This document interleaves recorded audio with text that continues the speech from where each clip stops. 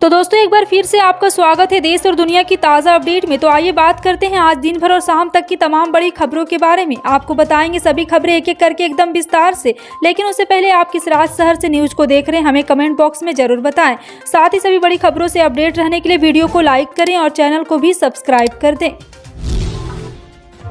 बता दें बजट पेश होने में बस कुछ दिन बचे हैं। इस बार सरकार बजट में किसानों को बड़ा तोहफा दे सकती है। 2024 के आम चुनाव से पहले अपने आखिरी पूर्व बजट में सरकार पीएम किसान सम्मान निधि की राशि को 6,000 रुपये से बढ़ाकर 8,000 रुपये सालाना कर सकती है। सूत्रों के मुताबिक कृषि मंत्रालय की ओर से बजट में इस योजना को बेहतर बनाने की सिफारिश की गई है। प्रधानमंत्री कार्यालय भी इस योजना के पक्ष में है। इस योजना का सरकार को सीधा राजनीतिक लाभ भी होता है, लेकिन क्योंकि ये किसान सम्मान निधि देश में हाशिए पर रह रहे हैं, किसानों तक सीधे पहुंचती है। सूत्रों ने बताया है कि सरकार इस योजना की साल में मिलने वाली 3 किस्त को बढ़ाकर 4 कर सकती है। बजट में इसका ऐलान किया जा सकता है। अभी किसानों को साल में 3 बार किस्त मिलती है। 2024 लोकसभा चुनाव को लेकर सभी राजनीतिक पार्टियां तैयारियों में जुटी है। एक तरफ राहुल गांधी कन्याकुमारी से कश्मीर तक भारत जोड़ो यात्रा के जरिए कांग्रेस में जान फूंकने की कोशिश कर रहे हैं, तो वहीं विपक्षी पार्टियां तीसरे मोर्चे की कवायद में जुटी है। इस सब के बीच बीजेपी अपने 2024 मिशन को आगे बढ़ाने के लिए यूपी में मंथन कर रही है। इसको लेकर रविवार को बीजेपी प्रदेश कार्य समिति की बैठक शुरू हो गई है, जिसमें प्रदेश बीजेपी के तमाम संगठन प्रभारी अध्यक्ष, जिला अध्यक्ष समेत 700 पदाधिकारी शामिल हुए। हर रोज हजारों लोग ट्रेन में सफर करते हैं। ऐसे में यात्रियों की सुविधा के लिए भारतीय रेल डेवलपमेंट कार्य भी करता रहता है, जिसकी वजह से कई बार ट्रेनें रद्द करनी पड़ती हैं, तो कुछ ट्रेनों के रूट को डाइवर्ट भी करना पड़ता है। हालांकि यात्रियों को परेशानी ना हो, इसके लिए रेलवे अपनी आधिकारिक वेबसाइट inquiry.indiarail.in पर जरिए प्रभावित ट्रेनों को जानकारी भी देती है। और आपको बता दें कि सुबह 10:30 बजे से 22 फरवरी 2023 को 396 ट्रेनों को पूरी तरह से रद्द किया गया है। राजस्थान सरकार जल्द ही किसानों को खास तोहफा देने जा रही। कारण सरकार कम लागत और कम समय में कृषि क्षेत्र में फसलों की निगरानी करने और रसायनों के छिड़काव के लिए ड्रोन मुहैया कराने जा रही है।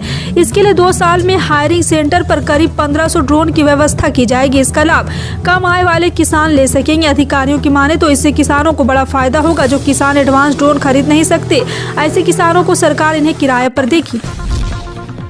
दिल्ली एनसीआर में शीतलहर का सितम कम होने के साथ ठंड से भले ही राहत मिल गई है, लेकिन प्रदूषण अभी बरकरार है। राष्ट्रीय राजधानी में 22 जनवरी की सुबह आसमान में धुंध और कोहरे की चादर देखने को मिली। हालांकि न्यूनतम तापमान में बढ़ोतरी दर्ज की गई।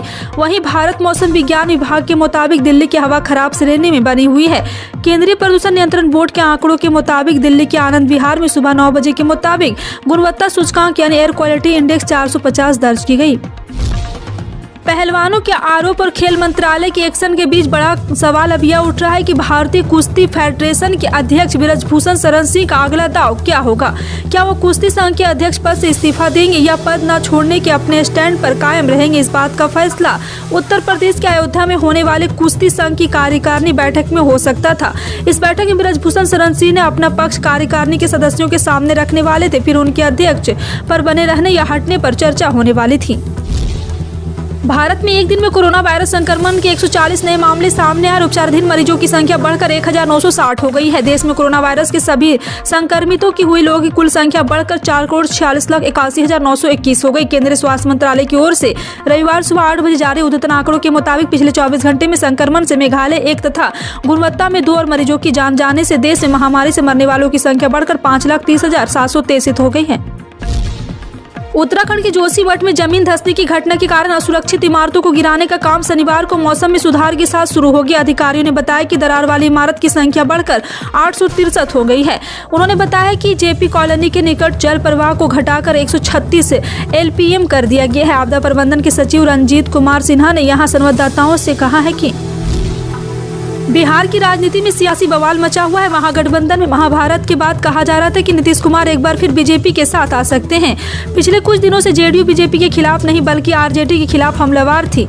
इधर बीजेपी ने भी जेडीयू की तरफ से निशाना हटाकर आरजेडी की तरफ शिफ्ट कर दिया था। इसके बाद राजनीति के जानने वाले कह रहे थे नीतीश कुमार फिर बादल बदल सकते हैं। उन्होंने कहा है कि उपेंद्र कुशवाहा के बयान को भी इससे भी जोड़कर देखा जा रहा था, लेकिन अब एक बार फिर बीजेपी नीतीश कुमार पर हमलावर हो गई है। सोने में निवेश करने वाले निवेशकों के लिए अच्छी खबर आ रही। 26 जनवरी के बाद सोने के दाम में 1000 रुपये प्रति 10 ग्राम की तेजी देखने को मिल सकती है। इसका मतलब है कि सोने के दाम 57,000 रुपये के पार जा सकते हैं। इससे पहले निवेशकों को अमेरिकी जीडीपी के आंकड़ों का इंतजार है, जिसके कमजोर आने का आसार है। अगर ऐसा होता है तो डॉलर इंडेक्स में कमजोरी देखने को मिलेगी और सोने के दाम में उछाल देखने को मिलेगा। मौजूदा समय में सोना 57,000 से 342 रुपये सस्ता है। दिल्ली के मुख्यमंत्री अरविंद केजरीवाल रविवार को दोपहर में विदेश से ट्रेनिंग लेकर आए लगभग 1000 अध्यापकों से बातचीत करेंगे। देश का एजुकेशन सिस्टम भारत से कैसे अलग है, साथ ही उस सिस्टम को दिल्ली के स्कूलों में कैसे लागू किया जाए, इस विषय पर भी चर्चा की उम्मीद है। बता दें कि हाल ही में एलजीबी सक्सेना ने दिल्ली के सरकारी स्कूलों के 30 टीचर्स को फिनलैंड भेजने के सरकार के फैसले पर रोक लगा दी थी। वहीं दिल्ली सरकार की ओर से टीचर्स को ट्रेनिंग के लिए फिनलैंड भेजने की फाइल दोबारा उपराज्यपाल को भेजी गई है। साथ ही एलजी से अपील की है कि टीचर्स की ट्रेनिंग में तुरंत अपनी स्वीकृति दे। रेलवे भर्ती बोर्ड ने वेतन लेवल 3 के नए non technical popular category result और कट ऑफ अंक की घोषणा कर दी है। उम्मीदवार अपने रिजल्ट और कट ऑफ जानने के लिए आरबीआई वेबसाइट पर जाकर देख सकते हैं। नोटिस के अनुसार चयन प्रक्रिया के अगले चरण में चयनित उम्मीदवार को दस्तावेज सत्यापन के लिए उपस्थित होना होगा।